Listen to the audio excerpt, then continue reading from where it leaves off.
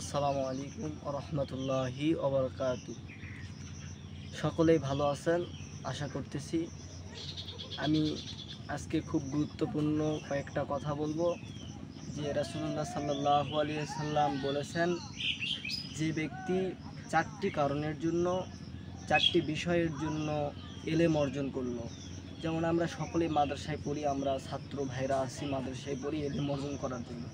এই এলেম অর্জন করতে হলে আমাদেরকে আল্লাহ এবং আল্লাহ রাসূলের সন্তুষ্টি এবং আল্লাহ এবং আল্লাহ রাসূলের দ্বীন কায়েমের জন্যই আমাদেরকে এলেম অর্জন করতে হবে। আর যদি আমরা, রাসূল সাল্লাল্লাহু আলাইহি ওয়াসাল্লাম বলেছেন, আর যদি আমার উম্মতের মধ্যে এই চারটি বিষয়ের জন্য তাহারা এলেম অর্জন করে তাহলে তারা জাহান্নামী। 1 নম্বর হলো, যে ব্যক্তি এলেম অর্জন করে আলেমের সাথে দ্বন্দ্বে লিপ্ত হয়, আলেমের সাথে গর্ববোধ করে যে আমি তোমার থেকে বেশি জানি, এরকমভাবে সে ব্যক্তি জাহান্নামী।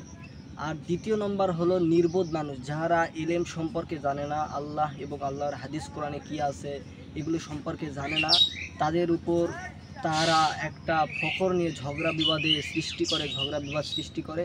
এই উদ্দেশ্যে যদি কেউ এলেম অর্জন করে তাহলে সে ব্যক্তি জাহান্নামী।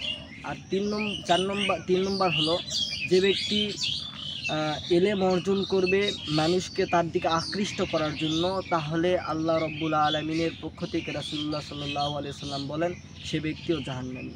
আরেকটা বিশেষ কারণ হলো, যে ব্যক্তি ধনী ব্যক্তির থেকে ধন সম্পদ অর্জনের জন্য এবং সম্মান অর্জনের জন্য এলেম অর্জন করবে এবং তিনার সাথেই শুধু মিশে থাকবে, সে ব্যক্তিও জাহান্নামী হবে।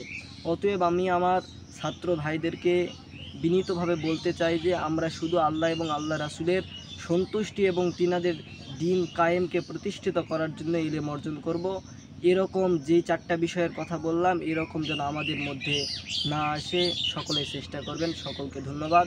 আর যদি আমার এই ভিডিওটা পছন্দ হয়ে থাকে, সকলেই দয়া করে আমার পাশে থাকবেন এবং আমার এই নতুন চ্যানেলটি সাবস্ক্রাইব করবেন। ধন্যবাদ সকলকে। আসসালামু আলাইকুম।